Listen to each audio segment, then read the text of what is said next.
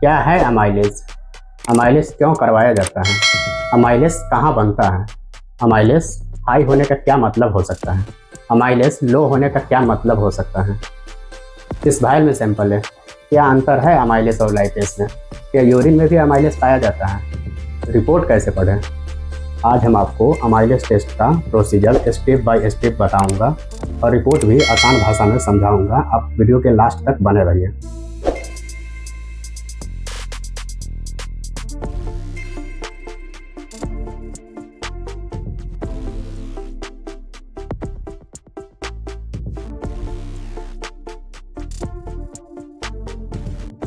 Welcome to our channel. आज का जो टॉपिक है वो है अमाइलेज टेस्ट। और अमाइलेज टेस्ट को एंजाइम कैटेगरी में लिया गया है, ठीक है। और एंजाइम का मतलब क्या होता है ये समझना जरूरी है। देखिए, अपने बॉडी सिस्टम को सही से काम करे इसके लिए दो चीज़ का मेन फैक्टर माना गया है। एक एंजाइम होते हैं, दूसरा हार्मोन होते हैं। यही दोनों पे अपना बॉडी पूरा फंक्शन करता है, फंक्शनिंग करता है। और समझने वाली बात है कि अमाइलेज बनता कैसे अपनी बॉडी में। देखिए, अपने बॉडी में पैनक्रियाज होते हैं, वो भी बनाते हैं। दूसरा आपका सलाइवरी ग्लैंड होते हैं, ठीक है। ये दोनों मिलकर एंजाइम बनाते हैं और ये हेल्प करते हैं। अब जब हम खाना खाते हैं उसमें कार्बोहाइड्रेट होते हैं, उसको ब्रेक डाउन में ये हेल्प करते हैं और हमारे बॉडी के हर एक सिस्टम हो गया, हर एक सेल हो गया, हर एक टिश्यू को एनर्जी देते हैं। तो ये अमाइलेज टेस्ट का वैल्यू ना हाई होना चाहिए ना लो होना चाहिए, एग्जैक्ट होना चाहिए, रेंज में होना चाहिए। और ये अमाइलेज हाई किस किस कंडीशन में होता है? तो पहला है कि एक्यूट इन्फ्लेमेशन, ठीक है। पैनक्रियाज होता है, उसमें अचानक किसी भी तरह का इन्फेक्शन होता है तो पहला बार वो हाई हो जाता है, ठीक है। इसके बाद सलाइवरी ग्लैंड पे किसी भी तरह का कोई इन्फेक्शन हुआ, कुछ प्रॉब्लम हुआ, उस केस में हाई हो जाएगा। या दोनों ग्लैंड में किसी तरह का ट्यूमर हुआ या कैंसर हुआ तो उस केस में हाई होता है स्टार्टिंग में। अमाइलेज का वैल्यू कुछ कुछ कंडीशन में एबनॉर्मल देखने को मिलता है, जैसे लीवर का भी प्रॉब्लम रहेगा, उसमें किडनी उडनी का दिक्कत है, उस सब केस में भी एबनॉर्मल देखने को मिलता है। अमाइलेज लो वैल्यू इंडिकेट करता है क्रोनिक पैनक्रियाटाइटिस रहेगा या क्रोनिक सलाइवरी ग्लैंड का कोई दिक्कत रहेगा। क्रोनिक मतलब लंबे काफ़ी वक्त से, ठीक है। ठीक है, कभी भी कोई भी चीज़ में इन्फेक्शन होता है तो पहला है कि वो बढ़ाएगा, ठीक है। और वही इन्फेक्शन कंटिन्यू रह जाएगा तो वो पूरी तरह से समझिए तो सेल डैमेज कर देता है, उसका पूरा सिस्टम खराब कर देता है। तो लास्ट में वो कम बनाने लगता है। पहला बार इन्फेक्शन होगा तो ज़्यादा बनाएगा और जब वही इन्फेक्शन लंबा टाइम तक रह जाएगा तो उस चीज़ को सही से काम नहीं कर पाते हैं तो वो कम बनाने लगता है। लक्षण की बात करें तो जहाँ पे पैनक्रियाज रहेगा उस एरिया में दर्द होगा, ठीक है। भूख कम लगेगा, बुखार आएगा। इसके बाद जॉन्डिस सब केस में भी हाई देखने को मिलते हैं। इसके बाद पैनक्रियाटाइटिस रहेगा, उसमें हाई। इसके बाद कि पैखाना जो होता है, मेटाबॉलिज्म का प्रोसेस सही से नहीं हो पाता है। कभी कभी पैखाना में जो स्टूल रहता है उसमें फैटी स्टूल पाया जाता है। वोमिटिंग होगा, पेट में दर्द करेगा। चलिए, तो अमाइलेज टेस्ट के लिए जो हम लोग वायल यूज करते हैं वो होता है क्लॉट एक्टिवेटर वायल होता है। इसमें सीरम सेपरेट होगा, ठीक है। पहले हम इसको सेंट्रीफ्यूज करते हैं 10 मिनट के लिए। पेशेंट का सैंपल हो गया, बैलेंस में हम पुराना कोई सैंपल ले लिया, ठीक है। 10 मिनट तक हम 1500 RPM पे कंटिन्यू सेंट्रीफ्यूज करेंगे, फिर सीरम हमको सेपरेट होगा, उसी सीरम से जाँच करेंगे। और ये जो अमाइलेज टेस्ट होते हैं वो बायोकेमिस्ट्री में आते हैं, ठीक है। तो उसके लिए हमको एक बायोकेमिस्ट्री का एनालाइजर चाहिए। चलिए, तो 10 मिनट कंप्लीट हो गया तो पहले हम सैंपल को निकाल लेते हैं, ठीक है। यहाँ पे आ जाइए, यहाँ पे देखिए, यहाँ पे सीरम, ऊपर में सीरम सेपरेट हो गया है, नीचे में RBC क्लॉट है। सीरम है, इसी से जांच होगा। और ये जो अमाइलेज टेस्ट होते हैं वो बायोकेमिस्ट्री के अंडर में आते हैं। हमको बायोकेमिस्ट्री का एक एनालाइजर चाहिए। ये बायोकेमिस्ट्री का एनालाइजर है, ठीक है। यहाँ पे पीछे साइड में स्विच है, इसको प्रेस करेंगे, ऑन होगा ये। चलिए, तो मशीन हमारे पास रेडी होकर आ गया है। यहाँ पे लिखा है 1 नंबर में रन टेस्ट, सेकंड में टेस्ट पैरामीटर, 3 में QC रिपोर्ट, चौथा में मेंटेनेंस है, पांचवा में पेशेंट रिपोर्ट है, छठा में सिस्टम सेटअप, ठीक है। तो टोटल अभी हमको करना है कि पहले हमको लिटरेचर से प्रोग्राम में देखना है कि दोनों मैच कर रहा है कि नहीं। तो 2 नंबर में जाएंगे टेस्ट पैरामीटर में, यहाँ पे अमाइलेज में जाएंगे।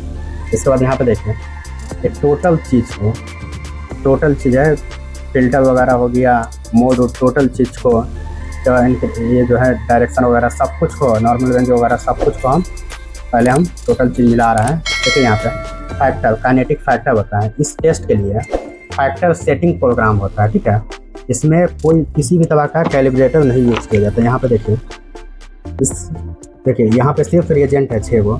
इसमें छोटा सा व्हाइट कलर का जो रहता है, ठीक है, जिसको कैलिब्रेटर या स्टैंडर्ड बोलते हैं, तो वो इसमें नहीं है।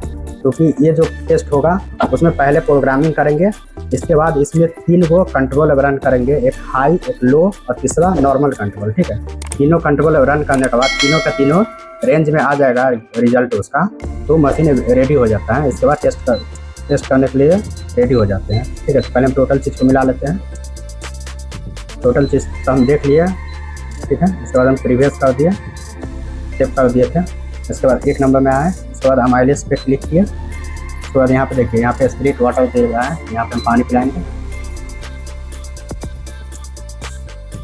ठीक है, और यहाँ पे हम प्रोसीजर देखेंगे कि क्या है। यहाँ तक हो गया, यहाँ पे प्रोसीजर देखिए, वर्किंग रिएजेंट। ठीक है, जो बना हुआ रिएजेंट को वर्किंग बोलते हैं, तो रेडी बात है, इसको सिर्फ आप यूज कर सकते हैं, रेडी रिएजेंट होता है। यहाँ पे है 1020 माइक्रोन। ठीक है, मशीन जो सैंपल स्प्रेड करता है वो होता है 450। ठीक है, तो अपन 500 में भी बना सकते हैं। ठीक है, 500 में 10 माइक्रोन लेकर 1 मिनट इंक्यूबेट करेंगे, इसके बाद इसको रन करेंगे। कंट्रोल ऑलरेडी हमारा तीनों हम रन कर चुके हैं, नॉर्मल कंट्रोल, हाई कंट्रोल और लो कंट्रोल। ठीक है, तीनों। तो ये हमारे पास टेस्टिंग हो गया, ये पेशेंट का सैंपल हो गया, ये हमारे पास रिएजेंट हो गया। ठीक है, यहाँ पे हम 500 ले लेते हैं और इसमें कंट्रोल रन कर चुके हैं, नॉर्मल कंट्रोल, हाई कंट्रोल, लो कंट्रोल। ठीक है, तीनों कंट्रोल रन कर चुके हैं, तीनों का रेंज में आ चुका है रिजल्ट। तो अब मशीन पूरी तरह से सही रिपोर्ट देने के लिए तैयार है। यहाँ पे हम 500 ले लिए, यहाँ पे हम छोटा में 10 सैंपल ले रहे हैं, 10 ले लिए, सिर्फ टच किए थे। अगर आप ज़्यादा अंदर तक डीप ले जाइएगा, ठीक है, तो बाहर से आप क्लीन कर दीजिएगा। ठीक है, उसमें होगा क्या कि अगर आप 10 ले रहे हैं, बाहर से ज़्यादा सीरम लग गया तो 12-11 हो जाएगा ना, इसलिए उसको, पर हम सिर्फ टच किए थे तो हम उसी के आसपास रहेगा। 1 मिनट के लिए यहाँ पे इंक्यूबेट करेंगे। कंप्लीट हो गया, तो यहाँ से हम निकाल लिया। तो देखिए यहाँ पे स्प्रेड सैंपल है। ठीक है, तो यहाँ पे तो हम लगा दिया, बैक साइड में प्रेस कर दिया। ध्यान रखिएगा कि जो प्रोब है वो सिर्फ रिएजेंट लेना चाहिए, बबल्स नहीं। इसके बाद ये रिपोर्ट आएगा, रिजल्ट आएगा। चलिए, तो यहाँ पे जो अमाइलेज का वैल्यू है वो है आपका 71.71। ठीक है, तो ये हुआ सीरम से हुआ है। अगर किसी मरीज को यूरिन से रहा अमाइलेज, तो सीरम के जगह पे 10 माइक्रोन आप यूरिन ले सकते हैं। सारा प्रोसीजर सेम रहेगा, सब कुछ सेम रहेगा। चलिए, तो एक बार हम लिटरेचर में भी देख लें कि क्या है। देखिए, यहाँ पे एक्सपेक्टेड वैल्यू है, लिटरेचर में दिया है। अगर 37 डिग्री टेम्परेचर पे आप प्रोसीजर किए हैं तो वहाँ पे सीरम से अप टू 80, ठीक है, अप टू 80 तक, मतलब 80 तक होना चाहिए। और यूरिन से अगर आप करेंगे तो उसके लिए 500 तक होना चाहिए। यूनिट पर लीटर होता है, इंटरनेशनल यूनिट इसमें यूज होता है। ठीक है, तो यहाँ पे जो मरीज का वैल्यू है वो है 71.71।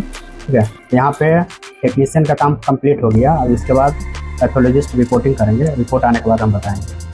आ चुके हैं, तो रिपोर्ट के बारे में बता दें। यहाँ पे पेशेंट का डिटेल रहेगा, किसी भी लैब का रिपोर्ट रहे तो। ठीक है, उसके जस्ट नीचे में टेस्ट का नाम रहेगा, रिजल्ट रहेगा, यूनिट रहेगा, एक्सपेक्टेड वैल्यू या नॉर्मल रेंज रहेगा। ठीक है, तो यहाँ पे इस मरीज को दिया है कि सीरम अमाइलेज। ठीक है, टेस्ट का नाम है, यहाँ पे रिजल्ट है 71.7।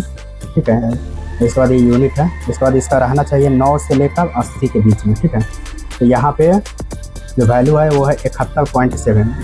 तो 80 के 9 और 80 के बीच का वैल्यू है, तो ये नॉर्मल रिपोर्ट है। ठीक है, तो यहाँ पे टॉपिक कंप्लीट हो गया। अगले वीडियो में मिलते हैं। जय हिंद।